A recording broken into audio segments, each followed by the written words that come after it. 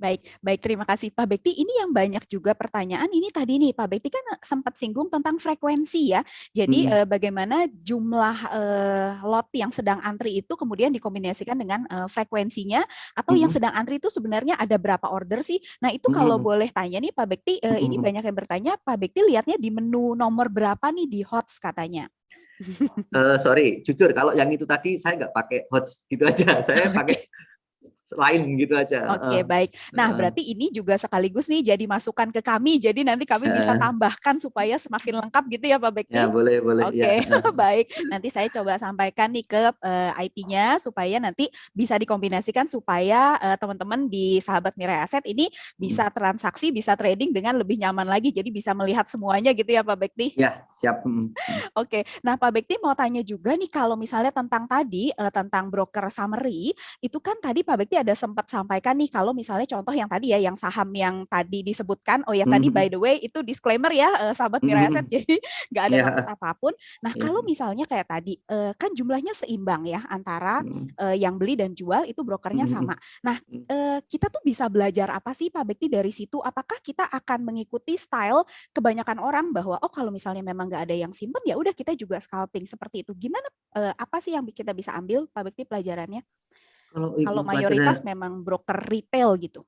kalau saya pribadi mengambil hikmahnya adalah selalu saya kan punya prinsip bahwa saya itu kalau transaksi beli paginya jual sore. Jadi apapun kondisinya kalau memang menurut saya belum yakin akan saya jual. Itu yang pertama. Kemudian yang kedua, kalau memang isinya seperti itu buy dan sell-nya seimbang ya memang menurut saya paling cocok itu untuk scalping saja. Artinya jangan kita simpen lama-lama karena itu mungkin cuma respon pasar ataupun gejolak pasar saja gitu. Tetapi kalau memang kasusnya lain tadi ya ada mungkin broker tertentu yang ngambil jumlahnya cukup signifikan itu mungkin layak kita pertimbangkan gitu dan kita harus kombinasi dengan faktor lainnya. Saya pribadi gitu aja sih Bu, simpelnya gitu. Oke, baik, baik. Baik, terima kasih Pak Bekti. Nah, Pak Bekti ini ada yang mau tanya juga tentang margin nih, karena tadi Pak Bekti ngomongin sekalian uang dingin kan. Nah, kalau menurut Pak Bekti sendiri, kapan sih, atau mungkin berdasarkan pengalaman Pak Bekti sendiri, eh, dari sekian tahun Pak Bekti melakukan trading, kapan Pak Bekti merasa bahwa ini tuh udah, saya tuh udah cukup yakin dengan bisa menggunakan dana margin seperti itu? Gitu kan mungkin kalau di Oke. awal-awal kan kita memang mungkin nggak akan pakai margin ya karena masih belajar Hmm, gitu. Nah, sampai hmm, di tahap apa nih Pak Bekti bisa memutuskan bahwa kayaknya saya bisa nih pakai margin? hmm. Kalau saya pribadi sebenarnya nggak ada patokan yang pasti, tapi saya tegaskan bahwa di sini tuh pertama margin itu hanya bisa dipakai di saham-saham yang LQ45, blue chip lah katakanlah gitu dan itu udah ada ukurannya sekuritas tertentu bahkan ada mungkin saham-saham kecil yang dikasih margin namun tidak segede saham-saham LQ45. Itu yang pertama. Jadi nggak bisa dong saham gorengan dikasih margin itu khususnya Mire nggak itu sebenarnya bagus untuk memberikan perlindungan kepada investor biar jangan sampai Anda itu beresiko banget saham yang volatilitas tinggi dikasih margin wah itu bisa resiko banget gitu. Kemudian kalau untuk tempatnya yang pasti itu sebenarnya saya pribadi pun kadang kadang pakai kadang enggak gitu. Jadi momentumnya aja ketika pas memang saat itu ramai ditransaksikan, indeksnya mendukung, kemudian volumenya cukup tebal, ya saya baru pakai. Itu pun aja kadang saya masih kadang-kadang ya, kan menurut saya pribadi kalau pakai uang cash ada udah cukup, menurut kita ya sudah gitu. Jadi patokan khusus sebenarnya nggak ada yang sebenarnya ingin saya tekankan di sini adalah yang namanya orang pakai margin, bahasanya pakai uang hutang yang dikasih fasilitas sama sekuritas, itu kan seakan-akan orang yang nggak puas. Orang yang ingin merasakan biar cepet, biar mantep.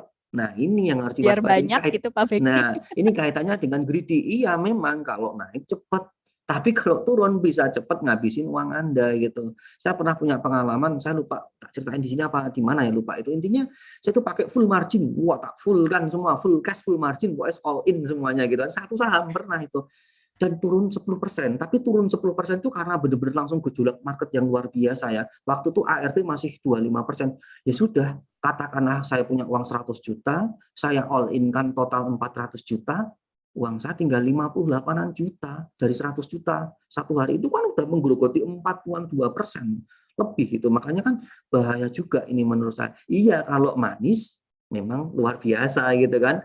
Saya pernah punya pengalaman juga all in pakai margin naik 20%. Wah, kayak rasanya kayak naik 80% satu hari gitu dari modal awal gitu.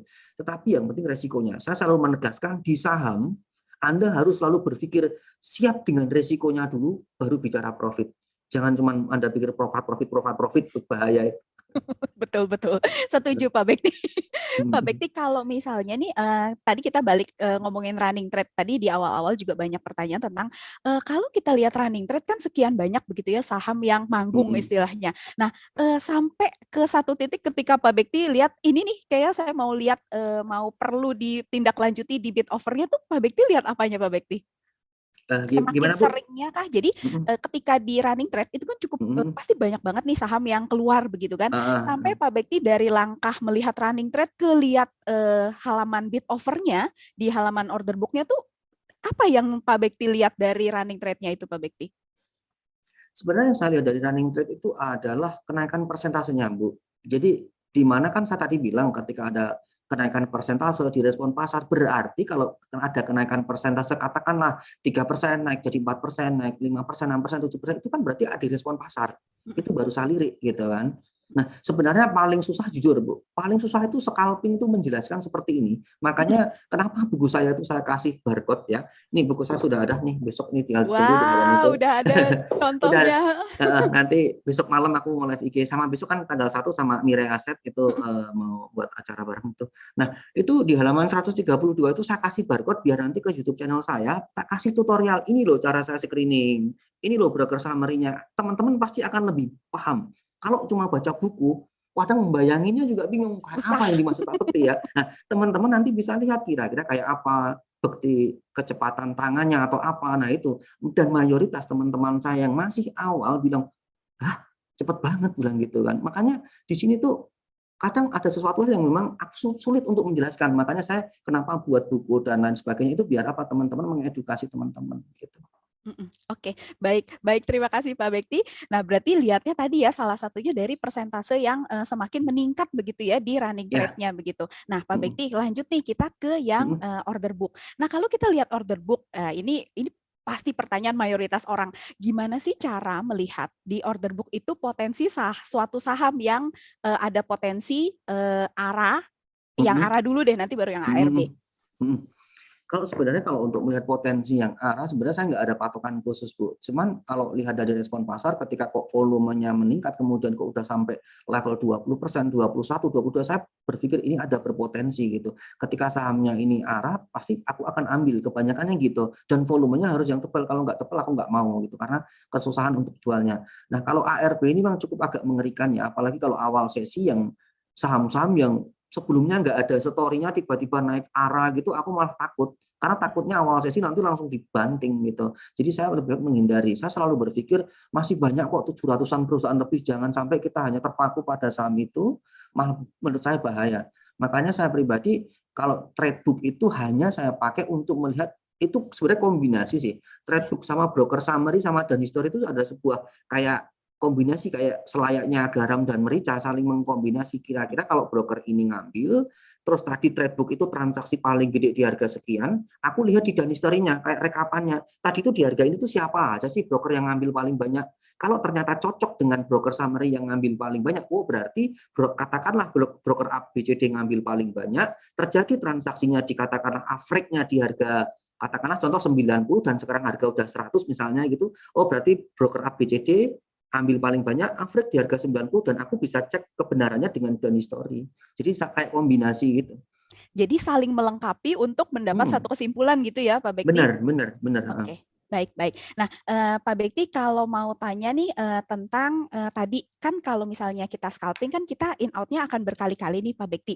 Boleh kasih saran nggak sih ini karena ada juga nih sahabat Miraset beberapa yang justru profitnya keambil sama fee transaksi gitu ya. Paham. Kalau dari sekuritas sih kita senang-senang aja gitu. Cuma masalahnya kan kita kan tetap aja ngelihat nasabah nih. Nasabah kan pasti maunya untung dan prioritas kita juga nasabah, keuntungan nasabah. Nah, gimana supaya menghindari profitnya tuh keambil sama fee transaksi. Ya, itu memang kalau masih awal ataupun di awal memang iya ya, itu wajar, menurut saya wajar sekali dan memang proses itu ya namanya proses seperti itu, jatuh bangun, cut loss dan lain sebagainya. Saya bisa ibaratkan seorang bayi yang mau berjalan tiba-tiba dia jatuh. Kalau kita malah justru bilang, duh kamu nanti jatuh, kamu ini aja nggak usah latihan jalan, dia nggak akan bisa berjalan selamanya gitu. Tapi proses pembentukan yang memang kayak gitu, yang namanya cut loss itu adalah biaya belajar dan itu harus bisa bangkit. Nah, kaitannya dengan boros fee itu kan kita sering in out. Tetapi dengan Anda sering in out sebenarnya Anda tuh belajar banyak hal. Anda bisa melihat karakteristik sebuah saham. Katakanlah Anda pernah beli saham yang volumenya kecil, tiba-tiba dibanting. Wah, berarti dulu saya pernah kena di saham itu gara-gara ini. Ketika saham itu naik, Anda pasti akan berpikir untuk apakah tetap yakin, apa menghindari. Jadi memang proses terbentuk di situ. Gitu. Nggak selamanya cuma saya kasih tahu. Jangan beli saham A, B, C, D, E gitu kan. Belum tentu Anda langsung percaya sama saya, bisa jadi. Kalau Anda belum merasakan sendiri gitu. Jadi Anda tetap harus itu anggap aja biaya belajar. Nah, memang kelemahannya yang namanya scalping itu kontranya adalah identik dengan yang namanya boros fee. Jadi memang bagi teman-teman yang belum masih di awal pasti wajar kok seperti itu.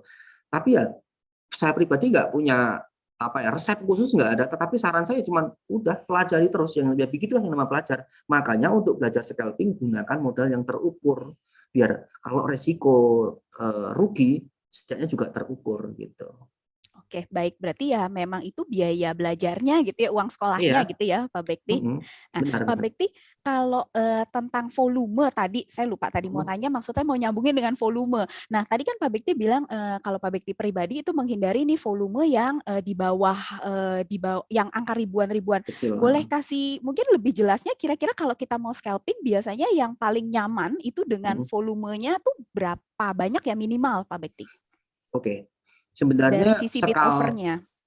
sebenarnya dari scalping seperti itu, kalau memang dia sudah pengalaman, sebenarnya juga tidak ada masalah, Bu. Apalagi kalau dengan volume yang ribuan gitu, cuman yang saya tegaskan adalah ketika yang di situ tersedia volume ribuan, kita juga ngambilnya juga imbangin, jangan Ya. paling menonjol sendiri, itu kuncinya. Saya pribadi dulu juga pernah ngalami di fase itu, cuman kalau saya pribadi berpikir sekarang, kalau saya itu katakanlah ada dana 100 juta, terus saya beli sahamnya sekian, ini potensial keuntungan kalau saya cuma ngambil 1.000 lot, 2.000 lot cuma sekian, kayaknya kayak udahlah mending lainnya aja. Nah, saya pribadi cuma menerapkan seperti itu karena saya pengennya ngambil kalau bisa langsung jumlahnya gede biar sekalian lah, biar nggak rugi waktu Ya. dan kebetulan juga ada modal gitu. Nah, bagi teman-teman yang masih awal kalau memang mau masuk di saham yang volume ribuan juga enggak masalah gitu. Yang paling penting Anda harus siap-siap super cut loss. Karena apa? Di situ sahamnya liar banget, berpotensi sangat liar, bisa dibanting berstep-step gitu. Dan kalau Anda masuk jangan sampai over mungkin 5 kali lebih dari itu. Katakanlah isinya 1.000, 2.000, 3.000, kalau bisa maksimal 10 ribuan aja deh gitu. Jadi jangan sampai yang gede-gede itu berbahaya sekali. Nanti Anda akan kesulitan untuk menjualnya. Saya pernah punya pengalaman kayak gitu soalnya. Sulit untuk Oke, jualnya nanti. baik, baik. Berarti memang kalau yang volumenya mungkin kalau saya bilang di atas 10.000 untuk scalping lebih nyaman gitu ya Pak Bekti? Ya, saya sebenarnya lebih suka yang segituan gitu. Berarti baik, baik, baik Pak Bekti. Kalau misalnya mau tanya tentang average nih tadi, kalau Pak Bekti sendiri pada saat beli itu apakah melihat average? Jadi oh ini average-nya masih di bawah nih, oke saya beli. Atau sebenarnya nggak dipakai Pak Bekti dari Pak Bekti pribadi? Dari saya pribadi adalah kadang-kadang. Jadi ada memang saham itu yang memang saya juga mencermati seperti itu, tentunya itu saya gunakan volumenya yang super jumbo, yang sampai ratusan ribu lot, itu bagi saya penting untuk melihat kira-kira nih broker ini masih average-nya di berapa, itu penting saya jadi pertimbangan. Tapi kalau yang mungkin pas kenceng tiba-tiba muncul di running, kadang saya nggak usah pertimbangan itu, langsung saya yakin bid offer-nya oke, beli gitu aja gitu. Dan langsung naik out gitu. Oke, baik. Pak Bekti, ini nggak terasa banget nih hari ini Ya. waktunya saya kasih. Jadi satu pertanyaan terakhir ya Pak Bekti ini karena udah Boleh, boleh, boleh. 10.58. Jadi pertanyaan terakhir nih Pak Bekti, kalau misalnya kita masuk, kita mau jadi scalping gitu ya, Pak Bekti sendiri menyarankan nggak sih kalau kita tuh beli di hajar kanan dan kalau misalnya jual tuh di hajar kiri? Jadi menurut Pak Bekti gimana nih strategi Ya. untuk harganya? Kalau saya pribadi memang melakukan hal seperti itu ya Bu ya. Tentunya bagi teman-teman kalau memang mau scalping, saran saya HK dan buang kiri, ataupun kalau memang benar-benar antri yang realistis ya. Jadi kalau yang realistis itu maksudnya gini, Anda antri ya kalau bisa yang atas. Anda mau scalping antrinya masih 4 ke Di bawah gitu. bawah. Wah, ini cuma nggak realistis Nggak menurut saya. jadi Jadi nggak sekali. jadi-jadi nanti gitu kan. Karena kalau beli takut diantriin paling bawah, nanti kalau jual diantriin paling tinggi paling bawah gitu. Wah ini juga nggak realistis menurut saya. Jadi kalau saya pribadi memang HK dan buang diri, silakan teman-teman kalau mengikuti cara saya juga seperti itu. Tapi kalau teman-teman mau antri, rekomend dari saya, ya setidaknya cari yang atas, maksudnya segera biar segera dapat gitu. Dan saya pribadi kalau scalping saya tidak menerapkan metode average down, enggak.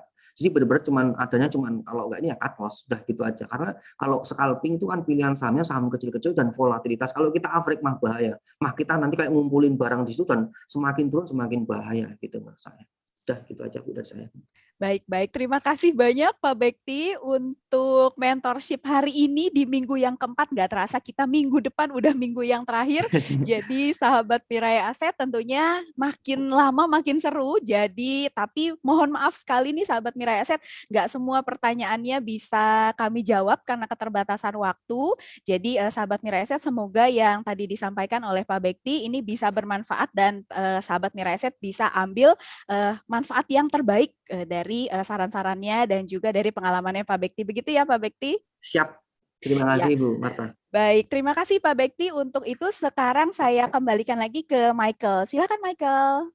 Baik, terima kasih Bu Marta, Pak Bekti. Nah, buat sahabat Mirai Asset, mungkin hari ini kelas mentorship pada minggu keempat sudah selesai dengan Pak Bekti. Kemudian kita kebetulan kehadiran ada Om Ben dan Mas Hiban juga ya di sini ya.